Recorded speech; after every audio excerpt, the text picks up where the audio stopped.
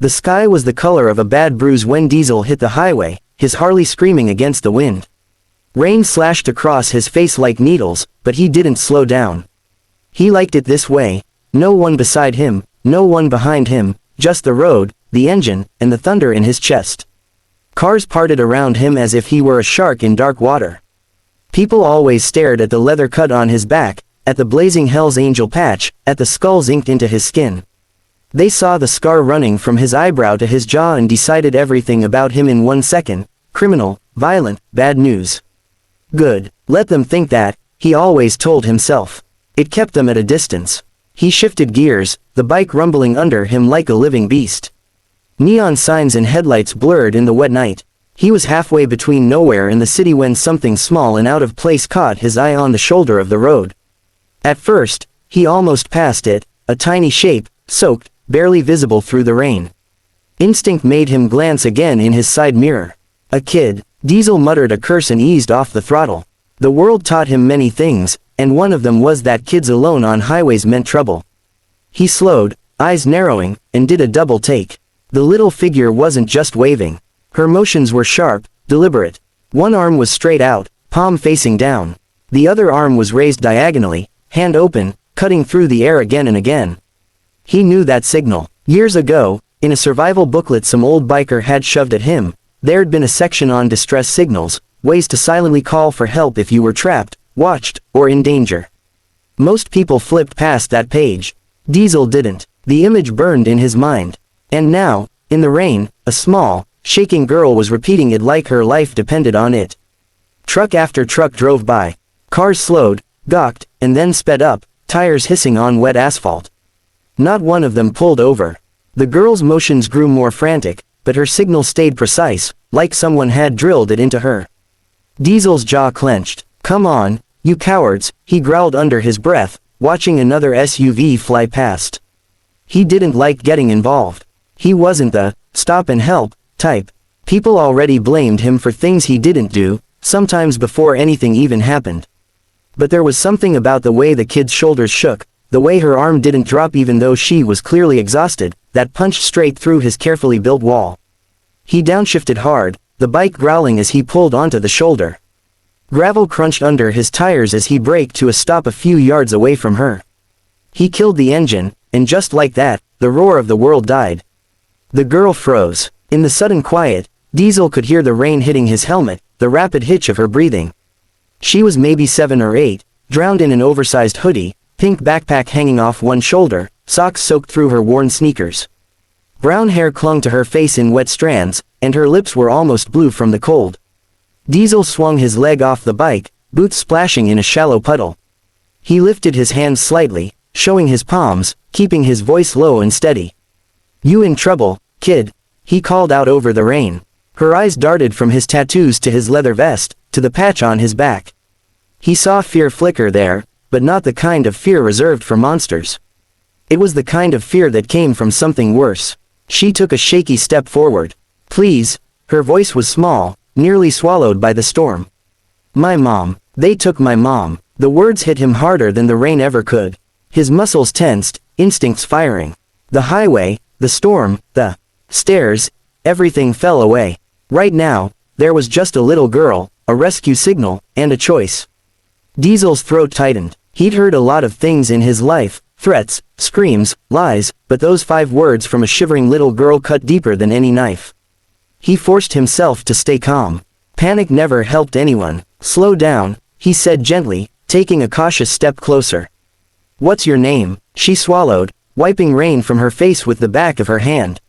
Lily. Okay, Lily, he said, voice quieter now.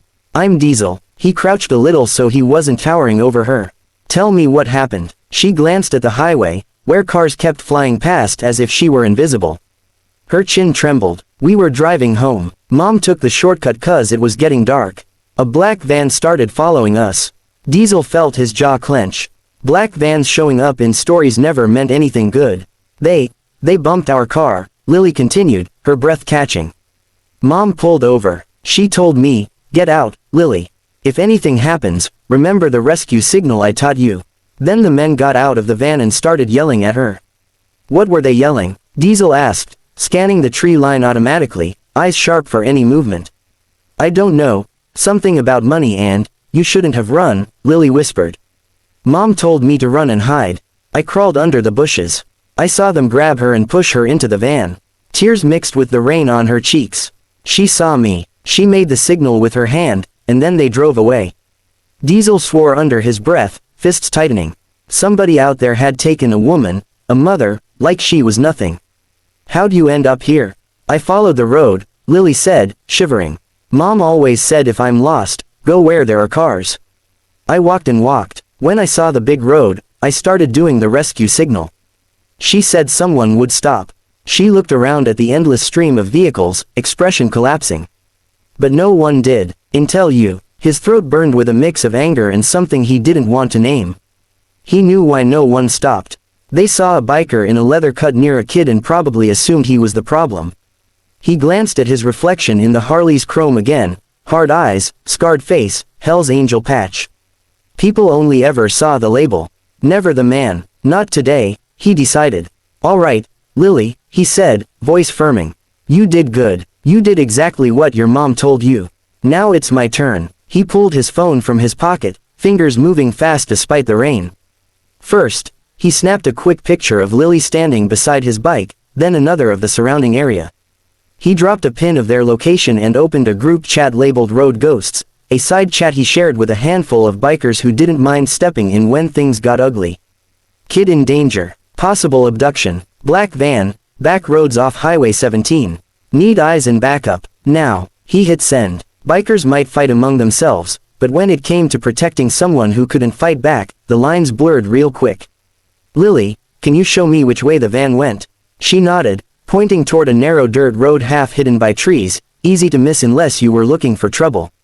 Faint tire tracks were carved into the mud, rain slowly trying to wash them away. Figures, Diesel muttered. Shortcut. He grabbed his thick leather jacket and draped it over Lily's shoulders. It swallowed her whole, but at least it shielded her from the cold. Then he lifted her gently and sat her on the Harley's seat. Her eyes widened. I've never been on a motorcycle before.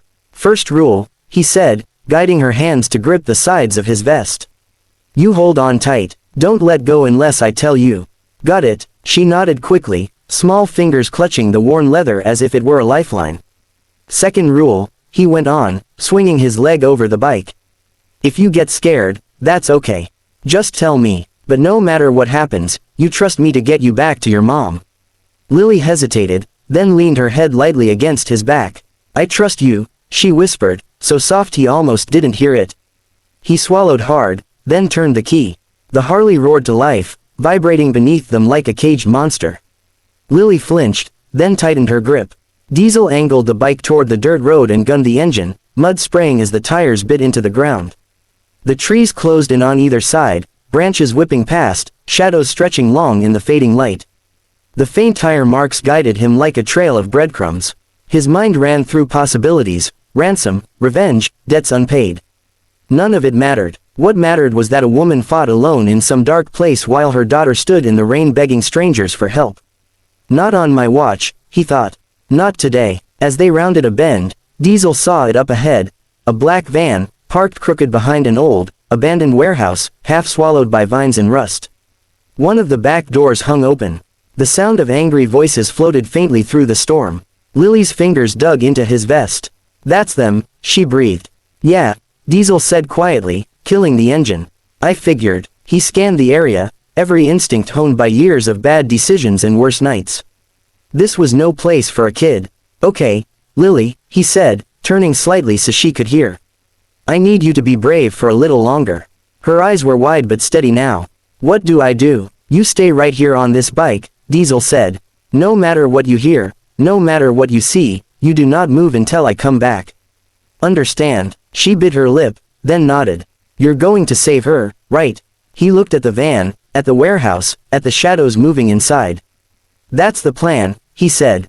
And for the first time in a very long time, Diesel wasn't just riding into trouble.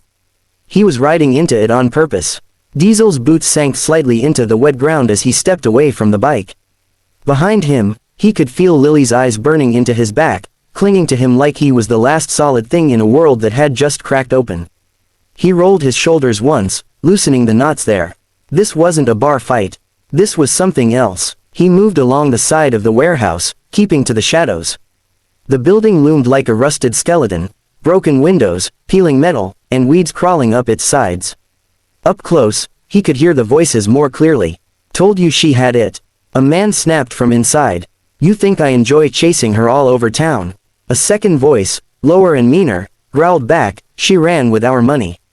She thought we'd forget. She's gonna talk. One way or another. Diesel's jaw tightened. He edged closer to a cracked doorway and peered inside. Lily's mom sat tied to a metal chair in the middle of the room, wrists bound, hair messy, face bruised but eyes sharp. She stared down the two men in front of her like they were nothing more than barking dogs. One of them stepped forward and slapped her hard. Her head snapped to the side, but when she turned back, she actually laughed, a short, humorless sound. If you think I'm scared of you, she rasped, you picked the wrong mother. Diesel had seen enough. He stepped through the doorway, his presence filling the space like a thunderclap. Funny, he said, voice steady and low. From where I'm standing, looks like you boys should be the scared ones. The two men spun around. The first guy squinted. Who the hell are you? Diesel walked forward slowly, the Hell's Angel patch bright on his back, rainwater dripping from his hair and leather. Name's Diesel, he said. And you made a mistake. The second man sneered. You lost, biker. This doesn't concern you. He took another step, muscles rolling under his tattoos. You grabbed a woman in front of her kid, Diesel said. Dragged her out here to scare her.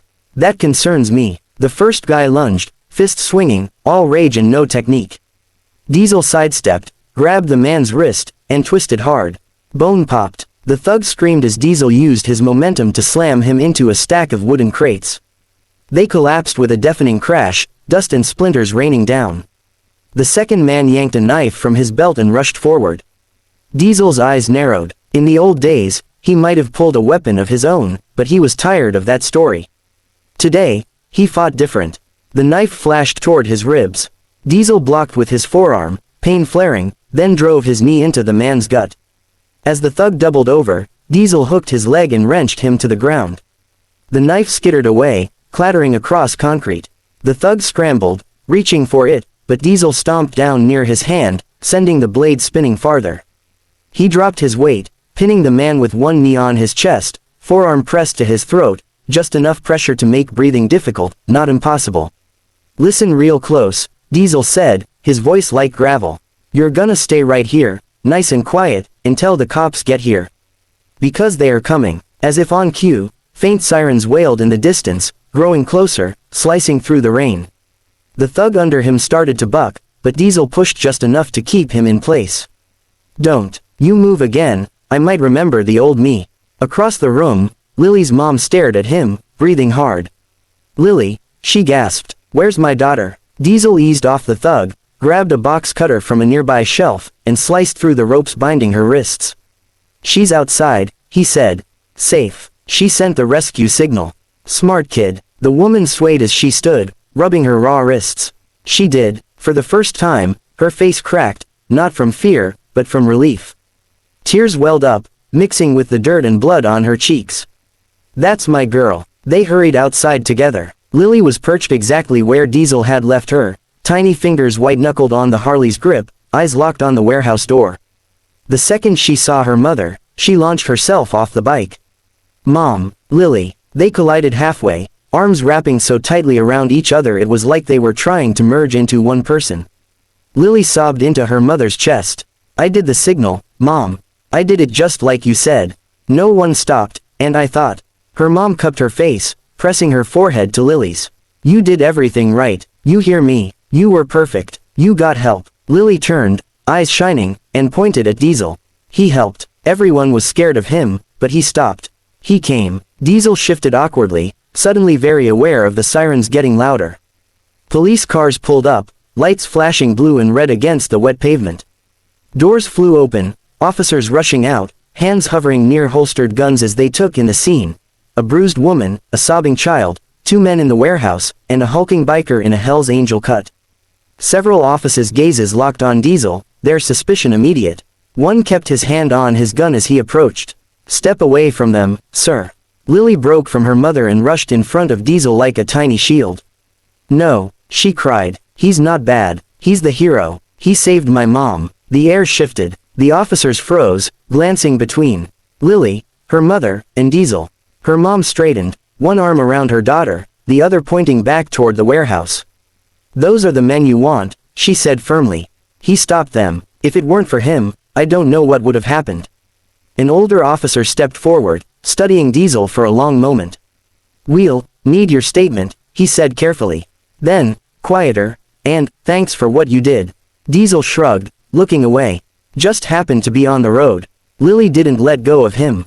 She hugged his leg, looking up with that fierce, simple honesty only kids have.